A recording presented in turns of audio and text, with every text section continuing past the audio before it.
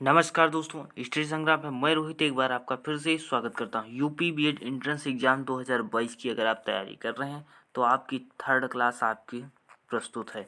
और कंटिन्यू आप 10 दिसंबर आज है और 8 बजे आपको क्लास उपलब्ध सुबह करा दी जाती है। सभी लोग 8 बजे ही देखने की कोशिश किया करें, क्योंकि टाइमली देखने के बाद आप कुछ भी हमारे टेलीग्राम पर हल कर सकते हैं। ये पूरे प्रीवियस ईयर हैं जो आपके आज तक एग्जाम में पूछे गए हैं। तो चलिए शुरू करते हैं। अगर आप तुरंत नए हैं तो चैनल को सब्सक्राइब कर सकते हैं। तुरंत नए हैं इस चैनल को तुरंत सब्सक्राइब कीजिए। और देख सकते हैं हमने बीएड 2021 में भी अच्छा एक्सपीरियंस रहा है। और आपको बता दें, तुरंत सब्सक्राइब करें और बेल आइकन को प्रेस कर दें, जिससे आपको हमारी वीडियो की नोटिफिकेशन तुरंत मिल जाए और आपको कोई नुकसान ना हो। जैसे प्रीवियस ईयर आपके छूट जाएंगे तो आप प्लेलिस्ट में तो देख सकते हैं, पर टाइम से देखते जाएंगे तो आपको पूरे इकट्ठा प्रीवियस ईयर कितने दिन में देख डालेंगे। तो इसलिए एक कंटिन्यू क्लास देखते रहिए। तो चलिए, पहला क्वेश्चन आपकी स्क्रीन पर है। उगते सूर्य का देश किसे कहा जाता है? म्यांमार को, जापान को, या नॉर्वे को, या भारत को? तो उगते हुए सूरज का देश बताइए किसे कहा जाता है। तो अगर आपने चुना है जापान तो आप बिल्कुल सही हो जाएंगे। जापान को उगते हुए सूरज का देश कहा जाता है। अब आपसे पूछा जाएगा कि जापान का पुराना नाम क्या है। तो जापान का पुराना नाम निप्पन होता है।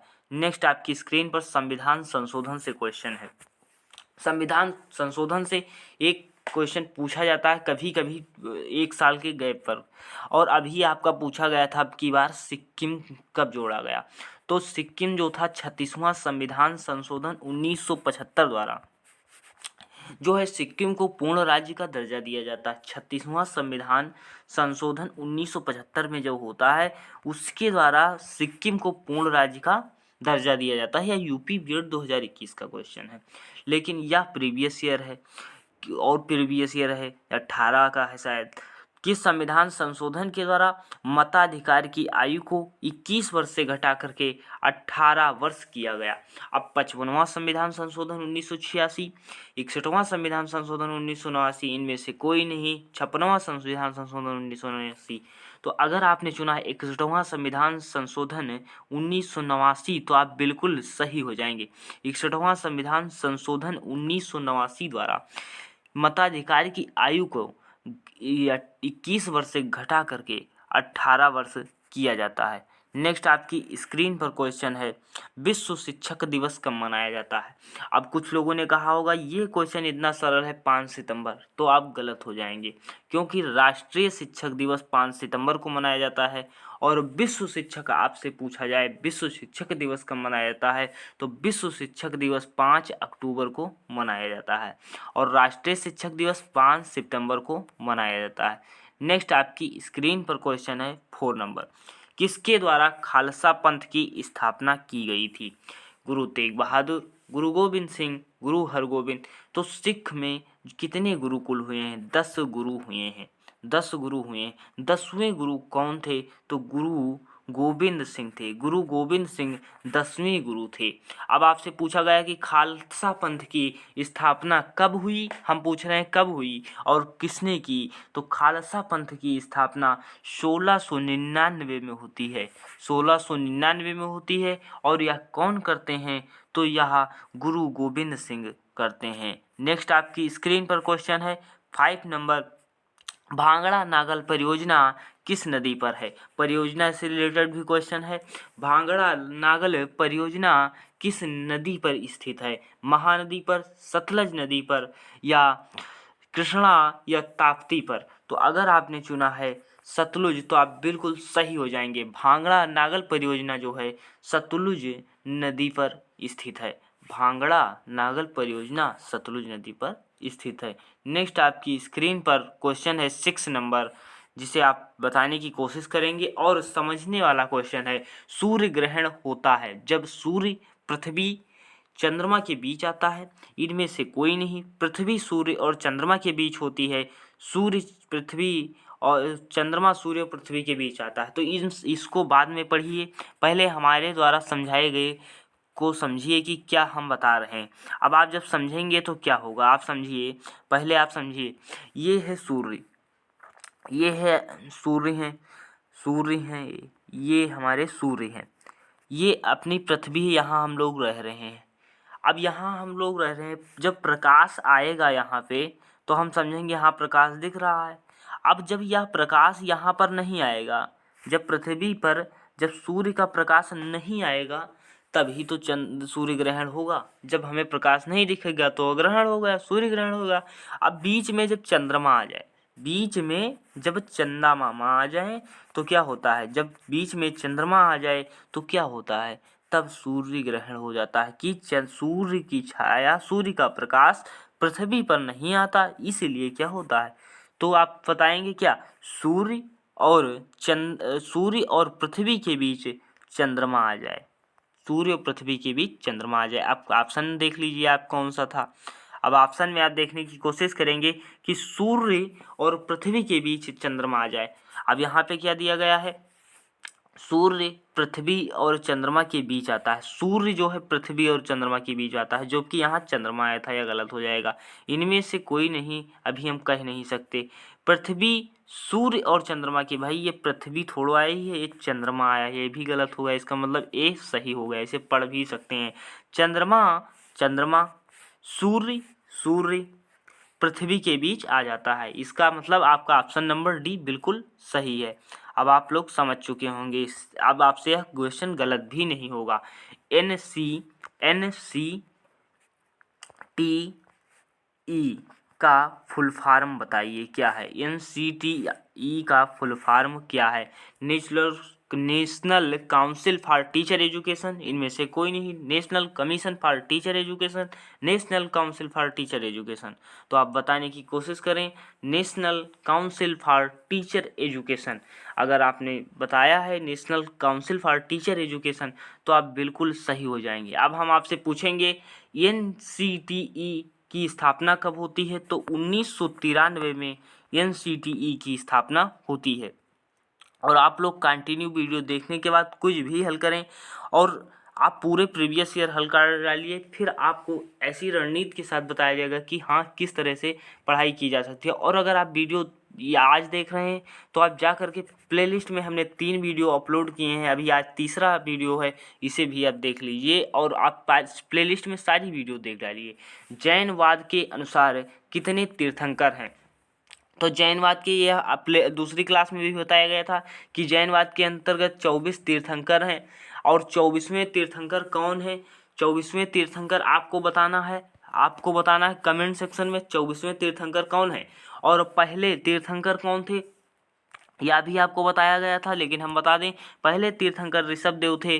और 23वें तीर्थंकर, आपसे 3 ही क्वेश्चन यहाँ से पूछे जाते हैं, पहले ऋषभदेव और 23वें तीर्थंकर कौन है, तो पार्श्वनाथ माने जाते हैं। और 24 तीर्थंकर होते हैं और 24वें तीर्थंकर का आपको नाम कमेंट सेक्शन में बताना है। नेक्स्ट आपकी स्क्रीन पर क्वेश्चन है, चूना पत्थर परिष्कृतिकरण के बाद परिवर्तित होता है मार्बल में, क्वार्ट्ज में, ग्रेनाइट में, स्लेट में।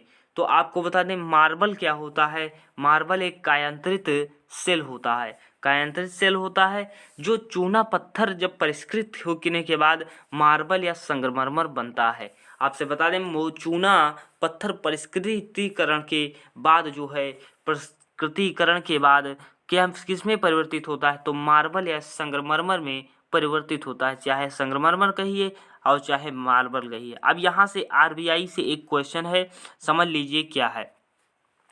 एक बैंक शेड्यूल्ड बैंक कहलाता है, एक बैंक जो है शेड्यूल्ड बैंक कहलाता है यदि यह एक नामीकरण है जो कभी कभी सरकारी और सहकारी बैंकों के लिए प्रयुक्त किया जाता है।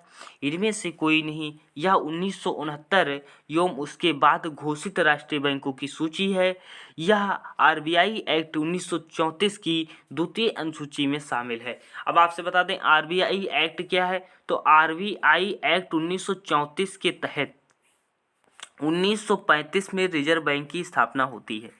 1935 में RBI एक्ट 1934 के तहत 1 अप्रैल 1935 को भारतीय रिजर्व बैंक की स्थापना होती है। अब आपसे क्या पूछा गया है, एक शेड्यूल बैंक क्या कहलाता है, तो जो RBI एक्ट 1934 की 1934 की द्वितीय अनुसूची में शामिल है वह बैंक शेड्यूल बैंक कहलाते हैं या अनुसूचित बैंक कहलाते हैं। शेड्यूल बैंक कहलाते हैं जो 1934 की धारा द्वितीय अनुसूची में शामिल है। नेक्स्ट आपकी स्क्रीन पर क्वेश्चन है, भारत का राष्ट्रपति राज्यसभा में कितने सदस्य मनोनीत कर सकता है? 12 सदस्य, 15 सदस्य, 6 सदस्य, 9 सदस्य। इसे बताने की आप कोशिश करें। हमने बताया था राज्यसभा किस अनुच्छेद में है, तो राज्यसभा आपका 80 अनुच्छेद 80 में है राज्यसभा। अब आपसे क्या बताया जाए कि भारत का राष्ट्रपति राज्यसभा के लिए कितने सदस्य मनोनीत कर सकता है? 12, 15, 6। तो राष्ट्रपति जो है 12 सदस्य राज्यसभा में मनोनीत करता है। नेक्स्ट आपकी स्क्रीन पर क्वेश्चन, किस क्षेत्र में बुकर पुरस्कार दिया जाता है? 2021 का क्वेश्चन आपसे पूछ लें कौन सा आया था, पूछा गया था ग्रैमी पुरस्कार दिया जाता है। ग्रैमी पुरस्कार दिया जाता है तो ग्रैमी पुरस्कार किस क्षेत्र में दिया जाता है? संगीत के क्षेत्र में। संगीत के क्षेत्र में ग्रैमी पुरस्कार दिया जाता है। 2021 का क्वेश्चन था किस क्षेत्र में बुकर पुरस्कार जीता जाता है? किस क्षेत्र में बुकर पुरस्कार जीता जाता है? कथा साहित्य में या साहसिक कार्य में या विज्ञान में या औषध में? तो अगर आप क्या चुन रहे हैं, आप कथा साहित्य चुन रहे हैं या विज्ञान चुन रहे हैं, तो आप पहले बताइए विज्ञान के क्षेत्र में कौन सा पुरस्कार दिया जाता है? तो विज्ञान के क्षेत्र में भटनागर और कलिंग पुरस्कार दिए जाते हैं। विज्ञान के क्षेत्र में भटनागर और कलिंग पुरस्कार दिए जाते हैं, जबकि आपका बुकर पुरस्कार जो है कथा साहित्य में दिया जाता है। अब आपसे पूछा जाएगा कि बुकर पुरस्कार किस में दिया जाता है, तो कथा साहित्य के क्षेत्र में दिया जाता है, और भटनागर पुरस्कार जो है और कलिंग पुरस्कार विज्ञान के क्षेत्र में दिया जाता है। नेक्स्ट आपकी स्क्रीन पर 13 नंबर क्वेश्चन है, जो चौथा खंभा संप्रदाय प्रतिनिधित्व करता है। अब 3 खंभे पहले ही थे, चौथा खंभा यहाँ का क्या है? तो चौथा खंभा क्या है? आपसे 3 खंभे आपने पढ़े होंगे, विधायिका, कार्यपालिका, न्यायपालिका। तो चौथा खंभा क्या हो जाएगा? प्रेस हो जाएगा। लोकतांत्रिक देश में जो है चौथा खंभा क्या होता है? या प्रेस है। प्रेस को क्या है बताया गया है कि प्रेस ही जो है, प्रेस क्या है आपकी विभक्ति करता है। अब जैसे विधायिका है तो विधायिका या संसद हो जाती है, कार्यपालिका हो जाती है, न्यायपालिका हो जाती है, और प्रेस क्या है? यह आपकी लोकतांत्रिक आपकी आवाज़ सुनता है। लेकिन अब ऐसा भी नहीं है, प्रेस भी कुछ हैं तो, लेकिन अब क्या कहें, तो प्रेस अब समझिए आवाज़ ही सुनते हैं कि आवाज़ को उठाया जाए, तो यही चौथा खंभा माना जाता है। नेक्स्ट आपकी स्क्रीन पर 40 नंबर क्वेश्चन, भारतीय नेपोलियन किसे कहा जाता है?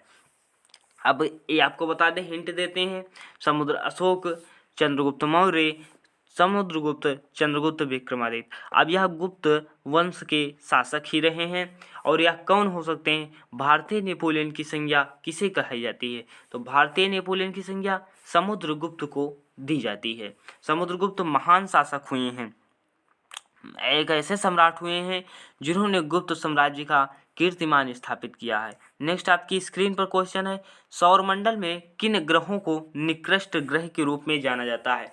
अब हम आपसे पूछेंगे ऐसे ग्रह बताइए जिनके कोई भी उपग्रह नहीं है, तो उन्हीं को निकृष्ट ग्रह कहा जाता है। अगर आपने हमारी पहली क्लास देखी होगी, पहली दूसरी, तो उसमें हमने बताया है कि किस ग्रह नहीं होते हैं, जैसे किनके उपग्रह नहीं होते, तो निकृष्ट ग्रहों के रूप में जाना जाता है मंगल एवं बुध को, बुध एवं शुक्र को, पृथ्वी एवं मंगल को, और पृथ्वी एवं बुध को। तो आपने अगर चुना है बुध और शुक्र तो आप बिल्कुल सही हो जाएंगे, क्योंकि हमने बताया था कि बुध और शुक्र के कोई उपग्रह नहीं होते हैं और इन्हें निकृष्ट ग्रहों के रूप में भी जाना जाता है। इन्हें निकृष्ट ग्रहों में के रूप में भी जाना जाता है। अब नेक्स्ट आपकी स्क्रीन पर 70 नंबर क्वेश्चन है, जो आपकी विटामिन को क्लियर कर देगा। अब रेटिनाल सामान्य नाम क्या है? विटामिन से जो क्वेश्चन आते हैं, इस विटामिन की एक क्लास आपको दी जाएगी, इससे बाहर कुछ नहीं आएगा। जब विटामिन की हम बेसिक क्लास देंगे तो उससे बाहर कुछ नहीं आएगा। रेटिनाल का सामान्य नाम क्या है? अब आपको बता दें, रेटिनाल जो है विटामिन ए का सामान्य नाम है। आपसे पूछा जाएगा विटामिन बी का नाम, तो थायमीन हो जाता है। विटामिन सी का नाम एस्कॉर्बिक एसिड हो जाता है। विटामिन डी का नाम क्या हो जाता है, कैल्सीफेरॉल हो जाता है। अब आपको क्लियर हो गया होगा कि विटामिन बी क्या होता है, थायमीन होता है। विटामिन ए क्या होता है, रेटिनॉल होता है। विटामिन डी क्या होता है, कैल्सीफेरॉल होता है। विटामिन सी क्या होता है, एस्कॉर्बिक एसिड होता है। नेक्स्ट आपकी स्क्रीन पर क्वेश्चन है। अब आपसे पूछा रेटिनॉल किसका है, तो रेटिनॉल विटामिन ए का है। नेक्स्ट आपकी स्क्रीन पर क्वेश्चन है 18 नंबर क्वेश्चन। यहाँ पे आप कंफ्यूज हो सकते हैं। पाक जल मरूम पाक जल डमरू मध्य अलग करता है, तो किसको अलग करता है। अब यहाँ पाक लगा करके भारत पाकिस्तान मत लगा देना, क्योंकि यह क्वेश्चन आपका गलत हो जाएगा। पाक जल डमरू मध्य अलग करता है, तो अगर इसमें क्या आप सही होंगे, तो अगर आप चुनेंगे भारत और श्रीलंका तो आप बिल्कुल सही हो जाएंगे। भारत और श्रीलंका के बीच पाक जलमंडू अलग करता है। नेक्स्ट आपकी स्क्रीन पर 19 नंबर क्वेश्चन है कि किस अनुच्छेद में निर्वाचन आयोग निहित है। अनुच्छेद से क्वेश्चन पूछे जाते हैं। अनुच्छेद हम वैसे कंटिन्यू बता रहे हैं, जैसे चारों आते हैं हम चारों बता देते हैं, और धीरे अनुच्छेद भी क्लास दी जाएगी। सारे टॉपिक हमने लिख डाले हैं कि कौन से टॉपिक से कहाँ से क्वेश्चन बन रहे हैं, तो आपको केवल क्लास कंटिन्यू देखना है और कुछ हल करने हैं, फिर धीरे धीरे हम आपको रणनीति बताते रहेंगे। संविधान के किस अनुच्छेद में निर्वाचन आयोग के विशेषाधिकार निहित हैं। अब निर्वाचन आयोग के विशेषाधिकार अगर आपने चुना अनुच्छेद 324 तो आप बिल्कुल सही हैं। अनुच्छेद 324 में निर्वाचन भारत का एक निर्वाचन आयोग या उसके विशेषाधिकार होंगे। अब आपसे पूछा गया 280 में क्या है, तो 280 में वित्त आयोग होता है। अनुच्छेद 280 में वित्त आयोग होता है। अब अनुच्छेद 356 में क्या होता है, अनुच्छेद 356 में राष्ट्रपति शासन होता है, राष्ट्रपति शासन होगा। और अनुच्छेद 350 नहीं बताएंगे हम, जबकि 350 ए बताएंगे। अनुच्छेद 350 में ये क्या है कि राज्य जो है आपको जो शिक्षा मिले वह आपके स्थानीय भाषा में मिले। यह अनुच्छेद 350 ए कहता है कि जो आपको शिक्षा मिले वह आपको स्थानीय भाषा में मिले, तो यह अनुच्छेद 350 ए कहता है। नेक्स्ट आपकी स्क्रीन पर क्वेश्चन है, जापान की संसद का नाम है शोरा, मजलिस, डायट, नेसेट। तो जापान की संसद का नाम क्या हो सकता है, तो जैसे हमारे यहाँ संसद में क्या है, संसद हमारे यहाँ किस अनुच्छेद में है, 79 अनुच्छेद 79 में है। हमारे यहाँ संसद में कौन सम्मिलित है, लोकसभा, राज्यसभा, राष्ट्रपति। राष्ट्रपति, लोकसभा, राज्यसभा सम्मिलित है। ऐसे जापान की संसद का क्या नाम है उसे बताइए, तो जापान की संसद का नाम हो जाता है डायट। जापान की संसद का हो जाता है डायट। अब आपसे पूछेंगे मालदीव की संसद का क्या नाम है, तो मालदीव की संसद का नाम या ईरान की संसद का नाम पूछा जाए तो मजलिस हो जाएगा, मजलिस हो जाएगा। आपसे पूछा जाए इजराइल की संसद का क्या नाम है, तो इजराइल की संसद का नाम दी नेसेड है, दी नेसेड है। एक क्वेश्चन आपके 2014 में पूछा गया है, 2013-14 में, अफगानिस्तान की संसद का क्या नाम है, तो अफगानिस्तान की संसद का नाम शोरा है। ये चारों क्वेश्चन आप लिख लीजिएगा कि अफगानिस्तान की संसद का क्या नाम है, शोरा है। नेक्स्ट आपकी स्क्रीन पर क्वेश्चन है, ओमान की राजधानी कहाँ है। ओमान की राजधानी कहाँ है, रियाद और रामल्लाह, अबू धाबी, मस्कट। तो अगर आपने चुना है ऑप्शन नंबर डी तो आप बिल्कुल सही हो जाएंगे। ओमान की राजधानी मस्कट है। अब आपसे पूछेंगे यूएई की राजधानी कहाँ है, तो यूएई की राजधानी अबू धाबी हो जाती है। सऊदी अरब की राजधानी क्या होती है, सऊदी अरब की राजधानी क्या होती है, तो सऊदी अरेबिया की राजधानी रियाद हो जाती है, रियाद हो जाती है। नेक्स्ट आपकी स्क्रीन पर क्वेश्चन है 24 कि बिहू मुख्य त्यौहार है असम का, गुजरात का, उड़ीसा का, पश्चिम बंगाल का। तो बिहू क्या है, बिहू असम का त्यौहार है। बिहू क्या है, असम का त्यौहार है।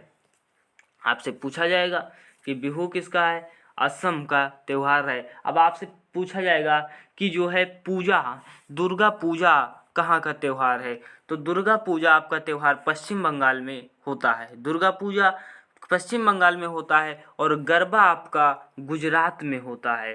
गरबा आपका कहाँ होता है? गुजरात में होता है। नेक्स्ट आपकी स्क्रीन पर क्वेश्चन है 25। भारत के संविधान में अनुच्छेद मौलिक कर्तव्यों का वर्णन किया गया। और मौलिक कर्तव्यों का वर्णन किया गया किस अनुच्छेद में किया गया? तो अनुच्छेद 51A में किया गया। कितने वर्तमान में मौलिक कर्तव्य हैं? 11 मौलिक कर्तव्य हैं। 42वें संविधान संशोधन 1976 द्वारा 42वें संविधान संशोधन 1976 द्वारा सरदार स्वर्ण सिंह की सिफारिश कर 10 मौलिक कर्तव्य जोड़े जाते हैं और 11वां मौलिक कर्तव्य 86वां संविधान संशोधन 2002 में जोड़ा जाता है, जो है शिक्षा 5 वर्ष से 14 वर्ष तक शिक्षा देना माता पिता का मौलिक कर्तव्य होगा। नेक्स्ट आपकी स्क्रीन पर क्वेश्चन क्या ये बता दिया गया है कि संविधान के अनुच्छेद में मौलिक कर्तव्य का वर्णन है। अनुच्छेद 51A में वर्णन है। और क्या है ये अनुच्छेद 15 क्या है? यह भी हमने बताया था। अनुच्छेद 15 होता है कि राज्य जो है किसी वंश, लिंग, जन्म के आधार पर किसी व्यक्ति का भेदभाव नहीं होगा। यह अनुच्छेद 15 आपको बताता है। अनुच्छेद 51 जो ए है यह आपको क्या बताता है कि मौलिक कर्तव्यों का वर्णन करता है। और आपसे पूछा गया है विटामिन सी की कमी से होने वाला रोग बताइए। विटामिन सी की कमी से होने वाला रोग बताइए। अब पेलाग्रा है, बेरी है, ऑस्ट्रोमलेशिया है। विटामिन सी का रासायनिक नाम क्या है? एस्कॉर्बिक एसिड है। विटामिन सी का नाम एस्कॉर्बिक एसिड है। विटामिन सी की कमी से होने वाला रोग स्कर्वी हो जाता है। विटामिन सी की कमी से होने वाला रोग स्कर्वी हो जाता है। नेक्स्ट आपकी स्क्रीन पर है 28 नंबर क्वेश्चन कैलाश सत्यार्थी संबंधित है। अब 27 क्वेश्चन नहीं आए क्योंकि 27 करंट रहा होगा तो करंट मैंने हटा दिया क्योंकि वह आएगा नहीं। 28 आपकी स्क्रीन पर क्वेश्चन है कैलाश सत्यार्थी बाल किससे संबंधित हैं? अब निर्मल भारत अभियान से या बचपन बचाओ आंदोलन से या नर्मदा बचाओ आंदोलन से या चिपको आंदोलन से।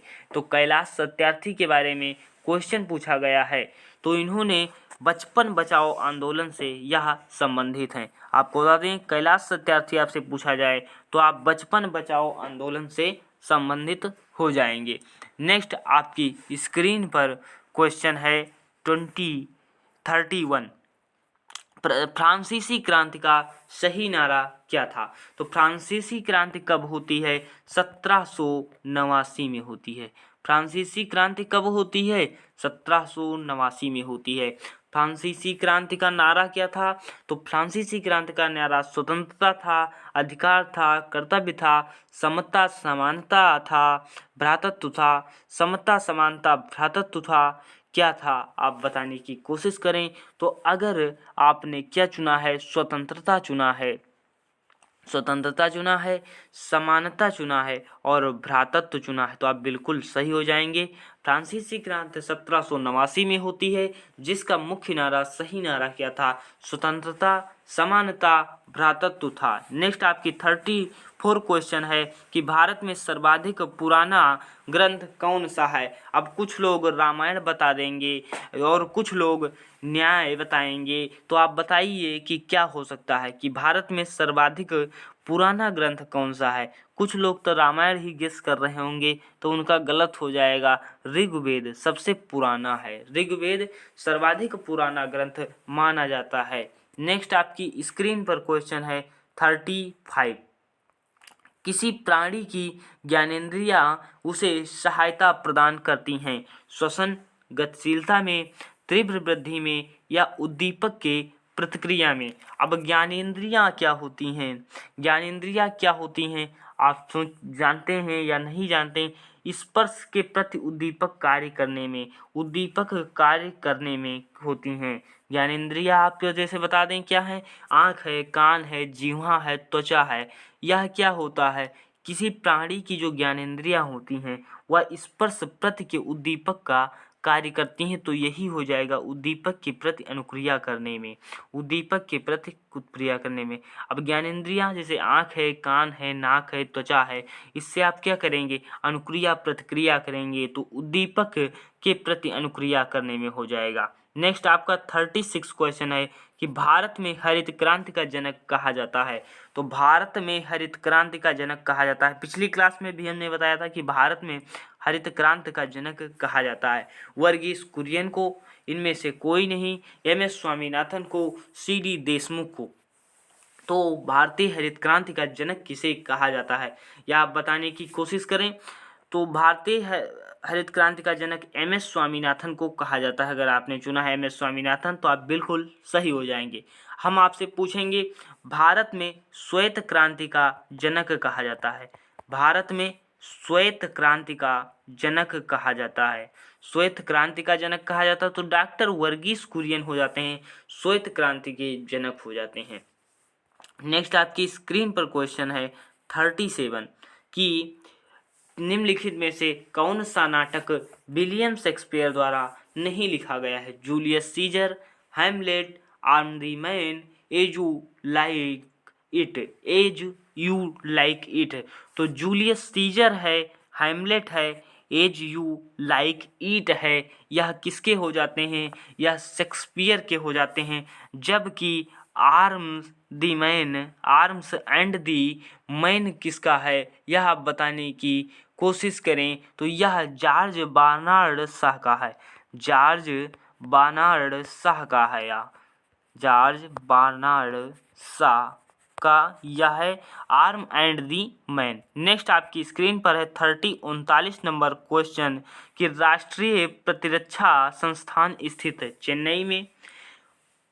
अब राष्ट्रीय है तो अगर तुक्का मारना है तो दिल्ली भी मार सकते हैं, और अगर आपको राष्ट्रीय में अगर तुक्का मारना है तो दिल्ली लगभग सही हो सकता है, चेन्नई में। लेकिन अब ये है कि जब बिल्कुल ना मालूम हो, कहीं चांस लग रहा हो, तब राष्ट्रीय प्रतिरक्षा अनुसंधान संस्थान स्थित है चेन्नई में, मुंबई में, नई दिल्ली में या बेंगलुरु में, तो आप बताने की कोशिश करें। और अगर आपने चुना है नई दिल्ली तो आप बिल्कुल सही हो जाएंगे। अब हम आपको बता दें स्थापना इसकी कब होती है, तो स्थापना इसकी 1981 में होती है, 1981 में राष्ट्रीय प्रतिरक्षा संस्थान की स्थापना नई दिल्ली में होती है। अब यह साइंस से क्वेश्चन था। अब सोचिए साइंस के क्वेश्चन साइंस में भी आ जाता है, लेकिन यह साइंस का क्वेश्चन जो था यह इसमें आया था जीके जीएस में। अब देखिए 4 क्वेश्चन समझ लीजिए इन्होंने पूछा है, कॉलम फर्स्ट को कॉलम सेकंड के साथ सुमेलित कीजिए। कॉलम फर्स्ट क्या है, बीमारी है और किसके कारण होती है यह बताया गया है। अब आपसे बता दें कोई एक पकड़ लिए, एक को आप जिसे जानते हो, अब कुछ नहीं आप जानते होंगे तो आप जानते हैं एनीमिया क्या होता है, लौह की कमी होता है। एनीमिया क्या होता है, लौह की कमी होता है।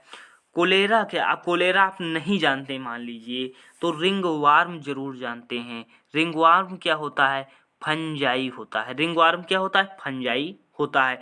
अब आपको क्या बता दें कि ए का हो गया थर्ड और डी का हो गया 4, ए का हो गया थर्ड, डी का हो गया 4। अब आप ढूंढने की कोशिश करें ए का थर्ड डी का 4 किस में है, ए का थर्ड किस में है, ए का थर्ड इसमें है, लेकिन डी का 4 किस में है, इसमें नहीं, इसमें नहीं, इसमें नहीं, डी का 4 केवल सी में है, डी का 4 किस में है, केवल सी में है। तो 3 1 2 4 होता है, 3 1 2 4 होता है। आपको बताते हैं हम कि यहाँ पे जो है अभी क्वेश्चन तुरंत दिखा रहे हैं, कहाँ गया ये क्वेश्चन तो जो था यहाँ पे आपका सही हो जाता है, यह थर्ड नंबर आपका बिल्कुल सही है।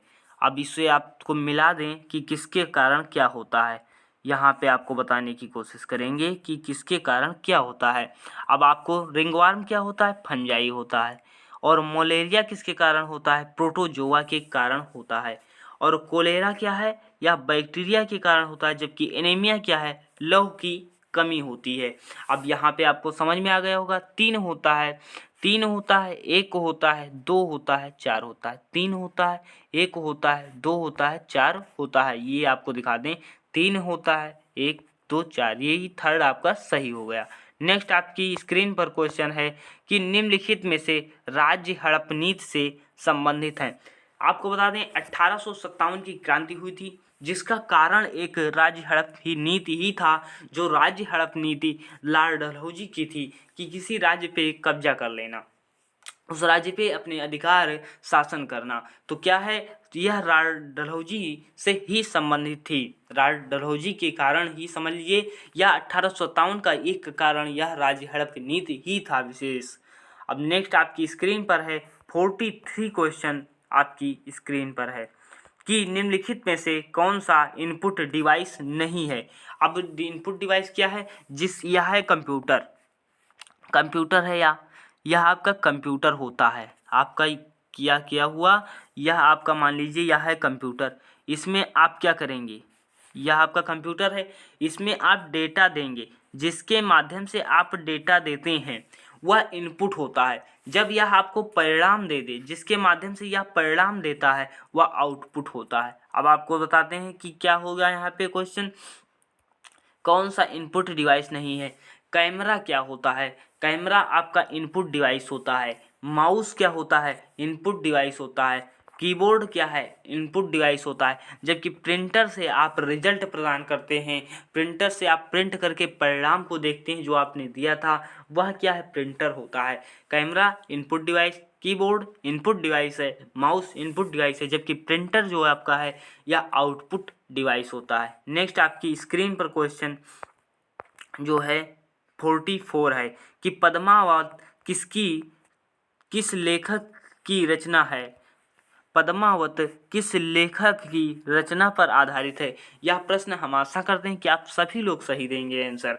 अबुल फजल की, रसखान की, मलिक मोहम्मद जायसी की, अमीर खुसरो की। अब आप बताइए कि पद्मावत किस लेखक की पर रचना पर आधारित है। तो पद्मावत के लेखक कौन हैं, तो पद्मावत के लेखक मलिक मोहम्मद जायसी हो जाएंगे, मलिक मोहम्मद जायसी हो जाएंगे। अब आपसे हम पूछेंगे अमीर खुसरो बताइए। तो अमीर खुसरो क्या हैं, अमीर खुसरो कौन थे, अमीर खुसरो सितार वादक थे या सितार का आविष्कार किया था। अमीर खुसरो को तोते हिंद के नाम से भी जाना जाता है। नेक्स्ट आपकी स्क्रीन पर है 45 क्वेश्चन, सोमनाथ मंदिर पर आक्रमण किया था मोहम्मद बिन कासिम ने, इल्तुमिश ने, मोहम्मद गौरी ने और महमूद गजनबी ने। ऐसा कौन सा सुल्तान था। अब यह एक ऐसा ही शासक था जिसने 17 बार आक्रमण किए थे, 17 बार आक्रमण किए थे। और सोमनाथ मंदिर आपका कहाँ है, सोमनाथ मंदिर कहाँ है, सोमनाथ मंदिर गुजरात में स्थित है। सोमनाथ मंदिर आपका गुजरात में स्थित है। अब आपसे पूछ लें सोमनाथ मंदिर के चेयरमैन कौन हैं, जो हैं तो इस समय नरेंद्र मोदी जी हैं, नरेंद्र मोदी जी। पहले एक बार मोरारजी देसाई हुए हैं और अब नरेंद्र मोदी जी हैं अध्यक्ष, जिसके बता दें सोमनाथ मंदिर के। अब यहाँ पे आपको सोमनाथ मंदिर पर आक्रमण किया था महमूद गजनबी ने, महमूद गजनबी ने किया था, जो 1024 ईस्वी में 17वीं बार आक्रमण करता है। और यह इसका उद्देश्य क्या था, लूटपाट करना और इस्लाम धर्म को स्थापित करना था। नेक्स्ट आपकी स्क्रीन पर 46 था कि सांख्य दर्शन का प्रतिपादक किसे कहा जाता है। पतंजलि को, वाल्मीकि को, कपिल को और गौतम को। तो इसमें आप बताइए कि कौन सा क्वेश्चन आपका बिल्कुल करेक्ट हो जाएगा। जैसे भारत में जो है भारतीय दर्शन में 6 प्रकार के सांख्य बताए गए हैं। अब 6 प्रकार के बताए गए हैं, तो आपको बता दें कि इसके प्रतिपादक कौन रहे। तो सांख्य दर्शन के प्रतिपादक जो हैं वह कपिल मुनि को कहा जाता है, कपिल मुनि को कहा जाता है। अब आपसे पूछा जाएगा योग दर्शन के प्रतिपादक, तो योग दर्शन के प्रतिपादक पतंजलि को कहा जाता है, पतंजलि को कहा जाता है। नेक्स्ट आपकी स्क्रीन पर क्वेश्चन है 47 कि the poverty and un-British rule in India के लेखक हैं।